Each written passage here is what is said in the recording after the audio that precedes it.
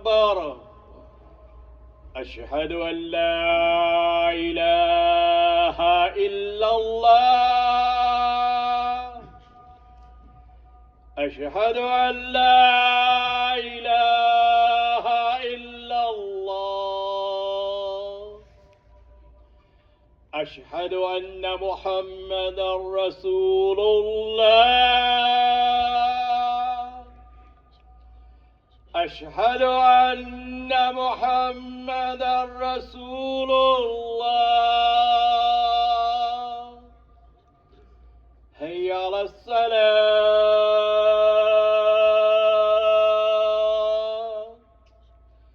هيا على الصلاة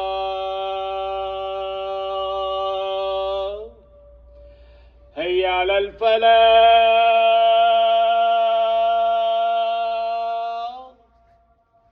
هيا على الفلاح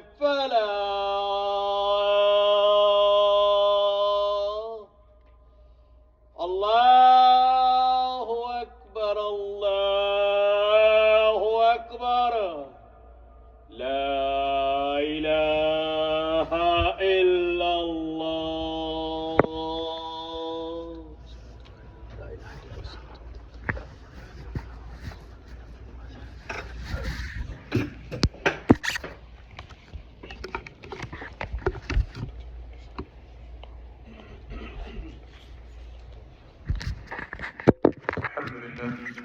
إن الحمد لله نحمده ونستعينه ونستغفره ونؤمن به ونتوكل عليه ونعوذ بالله من شرور أنفسنا ومن سيئات أعمالنا من يهده الله فلا مضل له ومن يضلله فلا هادي له ونشهد أن لا إله إلا الله وحده لا شريك له ونشهد أن محمدا عبده ورسوله وقال الله تعالى في كتابه المجيد يا أيها الذين آمنوا اتقوا الله حق تقاته ولا تموتن إلا وأنتم مسلمون يا أيها الناس اتقوا ربكم الذي خلقكم من نفس واحدة وخلق منها زوجها وبث منهما رجالا كثيرا ونساء واتقوا الله الذي تساءلون به والأرحام إن الله كان عليكم رقيبا يا أيها الذين آمنوا اتقوا الله وقولوا قولا سديدا يصلح لكم أعمالكم ويغفر لكم ذنوبكم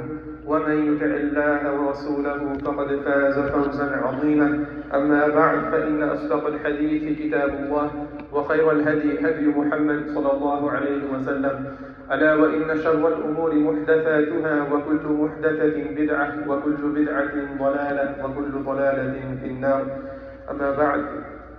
We begin by praising and thanking Allah subhanahu wa ta'ala for giving us the ability to come here today, for giving us the desire to come here today on some of the most blessed days of the year, shortly after Eid al-Adha, that we were all blessed to be able to experience. And Allah subhanahu wa ta'ala, out of His love for us and mercy for us, allows us to come back to the masjid just 2 days later, allows us to come back to His remembrance. And for that we thank Allah subhanahu wa ta'ala, because there are so many people out there who don't have this desire to come to the masjid and get closer to Allah subhanahu wa ta'ala and fulfill our obligations. And from those that have the desire, there are many that don't have the ability. They might be sick, they might have work, they might have many excuses, many reasons that keep them from this gathering. But Allah subhanahu wa ta'ala has blessed me and you with both the desire and the ability to fulfill this obligation. And for that we say, Alhamdulillahi Rabbil Alameen. When the Prophet Muhammad sallallahu alayhi wa sallam first got this message from Allah subhanahu wa ta'ala, this Quran, this religion of Islam, he warned and spoke to those closest to him, his very close family members, his very close friends, his best friend, for example, Abu Bakr as-Siddiq. And they remained in this way until Allah subhanahu wa ta'ala revealed the verse, وَأَنذِرْ عَشِيرَتَكَ الْأَقْرَبِينَ, that now take this message to the next step. Now go to your extended family. Now go to those around you. Don't keep it a secret anymore. And the Prophet Muhammad sallallahu alaihi wasallam, when this verse was revealed, he stands up and he goes out to a gathering of Quraysh and he says, Ya ma'ashara Quraysh, that oh gathering of Quraysh. And he's calling out to these people, this person that they've known their whole lives. This person that they've known to never tell a single lie, even a little white lie. And he's telling them, اشتروا أنفسكم. Save yourselves. لا أغني عنكم من الله شيئا. I cannot benefit you on that day. I cannot benefit you if you don't save yourselves. And he, sallallahu alayhi wa sallam, continues, and he starts calling out tribe after tribe. He says, Ya Bani Abd Manaf. He starts calling people out by their tribes, by their lineage. And when he goes through that, then he starts calling out people individually. He goes, Ya Abbas, oh my uncle, save yourself. I can't help you if you don't help yourself. He calls his aunt, Ya Safiya, save yourself. And he's addressing individual family members. And he finally ends with, Ya Fatima, that, oh Fatima, my daughter. And on this, he spends a little bit more time. He says, save yourself, but he also says, ask for me whatever you want. Anything within my ability of wealth, money, whatever you want, I will give it to you. But you still have to save yourself. And I hope that you will take this deen that your father has brought you. We see for everybody else he has the same line, but for Fatima, he goes a little extra. And in this we see the humanness, because oftentimes when we talk about the Prophet ﷺ, we almost can't relate. We feel like we can't relate to him. But in this we see him as a father, that regardless of how much he wants everybody else to succeed, regardless of how much else he wants everybody else to accept this message, he puts that little bit extra for his daughter. Ya Fatima, ask for me whatever you want. Because as all of us here that are parents know, that we have that extra level of dedication, the extra level of wanting something good for our children. And the love behind this statement, that ask for me whatever you want. But this religion is what I want for you. I can't give you anything. I can't leave you behind with anything that is better than this religion. And when we think about our own children, and what we do for them, what we're willing to do for them, and all this is very commendable. We work overtime, vacations, holidays. A lot of us leave behind our countries. A lot of our fathers and a lot of us in this room left behind the place where our families have been for generations to a new country where we don't know the language, you don't know the laws. All for what? So that your children can have a better life. And we do this year in and year out, day in and day out, night shifts, weekends, holidays, you name it. And this is what fathers and parents and everybody has done for their kids throughout history. But the prophets, ﷺ, were no exception to this rule. They had that same level of concern for their own children, because they were still parents. They received revelation from Allah, but they were still parents. And for them, what they wanted to leave their children behind with, more than wealth, more than security, was this deen. And we remember in these days the story that illustrates this beautifully of Ibrahim alayhi salam. When Allah subhanahu wa ta'ala tells us in Surah Al-Baqarah, وَإِذْ يَرْفَعُ إِبْرَاهِيمُ الْقَوَاعِدَ مِنَ الْبَيْتِ وَإِسْمَاعِيلُ, that when Ibrahim alayhi salam is building the pillars of the Kaaba, he's building this house up with his son. So right off the bat he's showing us that I'm not just all talk. I'm telling my son to live by this, but Ibrahim alayhi salam, a prophet of Allah, is here folding up his sleeves, getting dirty. He's doing the work himself. And he's showing his son that this is how you do it.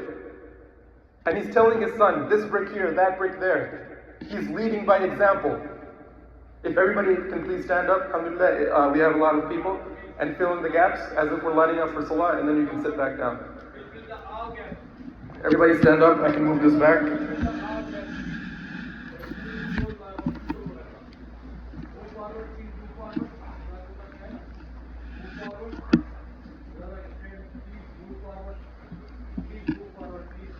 Once you see all the gaps filled in front of you, please sit back down, inshallah.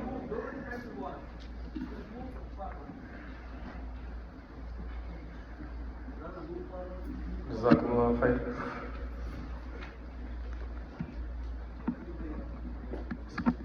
So Ibrahim alayhi salam, he's leading by example. He's showing his son that this is how you serve the religion of Allah. He's making this house of Allah with his bare hands. And we have that same opportunity today. When something needs to be done in the masjid, when a prayer mat needs to be folded up, when the masjid needs to be vacuumed, this is how we instill in our kids the care of the house of Allah, the care of His deen. This is how we instill it. But we don't forget to do it ourselves, because regardless of teaching his son, Ibrahim alayhi salam was still the one putting up those bricks. Regardless of showing him where to place each individual one, he was still doing it himself. And then the Quran continues, as they are doing this, Ibrahim alayhi salam says, رَبَّنَا تَقَبَّلْ مِنَّا إِنَّكَ أَنْتَ السَّمِيعُ الْعَلِيمُ, that, oh Allah, accept this thing that we're doing. Accept this deed that we're doing from me and my son. And he's teaching his son that no matter what you do, no matter what work you put in, you still have to rely on Allah subhanahu wa ta'ala. Regardless that it's only me and you here building this house only for Allah, we still have to make dua to Allah subhanahu wa ta'ala, because the end result is still on Him. And then he continues. He recognizes that this is a powerful moment. He just finished building the Kaaba, which will be a sign of Allah, the house of Allah, for thousands of years to come. And he realizes this opportunity to make dua. And the first dua that he makes, رَبَّنَا وَاجْعَلْنَا مُسْلِمَيْنِ, like that, oh Allah, make me and my son here Muslims. وَمِن ذُرِّيَّتِهِ أُمَّةً مُسْلِمَةً لَكَ, and not only just my son, his son after him, his son after him, my entire progeny, make them Muslims. That this is what I want my legacy to be. This is what I want to leave my children with. I'm here in this desert, without any water, without any vegetation, but I'm not concerned about the material. Because if all my kids get from me is this deen, is how to live by this deen, then oh Allah, I've done my job. If all that they get from me is this, then I've been a successful parent. And likewise for us, we work so hard to ensure that our kids have a good future. The house, the car, and all that is important. School is of course important, we're not downplaying that. But if our kids get nothing else from us, if we're not able to do anything else, but they get this deen from us, then alhamdulillah, as parents we have done our job. But on the flip side, if they do get all that other stuff from us, if we do leave them with a huge inheritance, and the business that they can just step into, and we leave them the nice car and the nice house, but they don't have this La ilaha illallah, then we have failed as parents. May Allah subhanahu wa ta'ala allow us to make this as our legacy, and not the material, not the things that are finite. And may our children always have this La ilaha illallah. And may Allah subhanahu wa ta'ala keep this deen, keep this religion in our progeny for generations, as He has done with Ibrahim alayhi salam. أقول قولي هذا واستغفر الله لي ولكم ولسائر المسلمين فاستغفروه إنه هو الغفور الرحيم.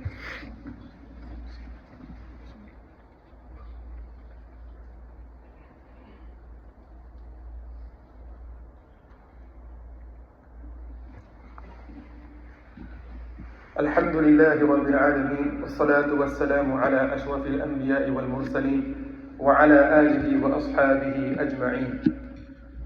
In that same surah, when Allah subhanahu wa ta'ala is recounting for us the story of Ibrahim alayhi salam, so in the first couple of ayahs he's describing how Ibrahim alayhi salam is building this house with his son, and his dua that he makes.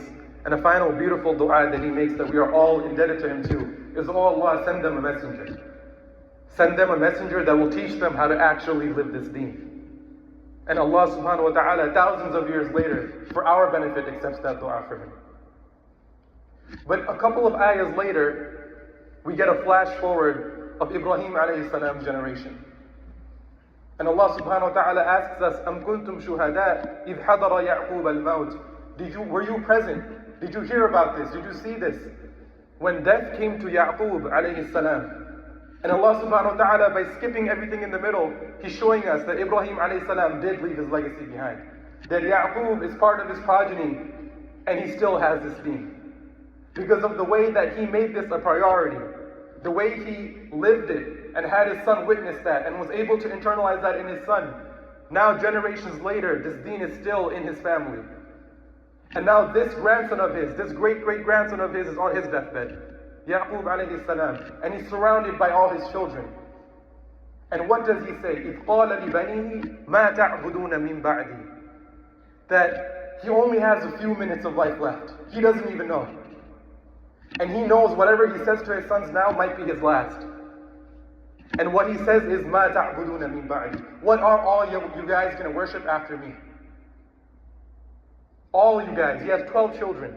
Yaqub alayhi salam, and he's asking on his deathbed, not what are you going to do with this, what are you going to do with that, what are all you going to worship after me? And his sons respond, قَالُوا نَعْبُدُ إِلَهَكَ, that we will worship your Lord, وَإِلَهَ آبَائِكَ, and the Lord of those before you, of our forefathers, of your forefathers, Ibrahim wa Ishaq, that we will, this is the deen that you have raised us up on, and this is the deen that we will die on, just as you are dying on. And after that, Yaqub alayhi salam, on his deathbed, he dies in peace. Because he knows that maybe I'm not leaving my kids anything material behind, but that dua that my father made, my grandfather made, Ibrahim alayhi salam, years and years ago, I'm still able to see that to my kids. And now I'm on my deathbed and they're all around me, and they've reaffirmed that for me. And this is what we want. That when we are in that situation of Yaqub alayhi salam, when everything else starts seeming small, everything we worked for, this will be the one thing that is not small anymore. When you're surrounded by your children, and that time will come to all of us. For some of us, much more unexpected than others. It is just the way of life. But we have to remind ourselves that if I ask that to my children, the same question that Yaqub alayhi salam asked, مَا تَعْبُدُونَ مِن بَعْدِي, what are you going to do after me? When dad isn't here anymore, when mom isn't here anymore, to tell you to pray, to tell you to read the Quran, to tell you to learn about religion. When we're not around anymore, what are you going to do? And how confident are we in what we have done, in what we have shown them, in the way we live, in what we have shown them in the decisions we make? How confident are we that they're going to respond in the same way that the sons of Yaqub alayhi salam responded? And that is a question we need to ask ourselves every day. For that to happen, we need to go back to Ibrahim alayhi salam. Because for Ibrahim alayhi salam, this was an essential part of his life. Religion wasn't just something on the back burner. You do everything, you go to school, you work, you do what you got to do to survive, and if you have time, pray here and there. That you learn everything, you learn science, math, complex subjects. But when it comes to this religion, it's fine for you to not know what you're saying in Salah. It's fine for you to not ever really learn any of this stuff. Just go through the ceremony because that's our culture and we're good with that. That is not what Ibrahim alayhi salam did. That is not his legacy. His legacy was, I'm living this religion. I'm building this house. I'm building this Kaaba. And my son is doing it right here with me. So my son can see that this is what it takes. My son can see that I left him and his mother out here in the desert. I am living it. And my son, by seeing that, will live it himself. And his son after him and his son after him. But at the same time, that is not enough. Because right afterwards, what did he say? رَبَّنَا تَقَبَّلْ مِنَّا.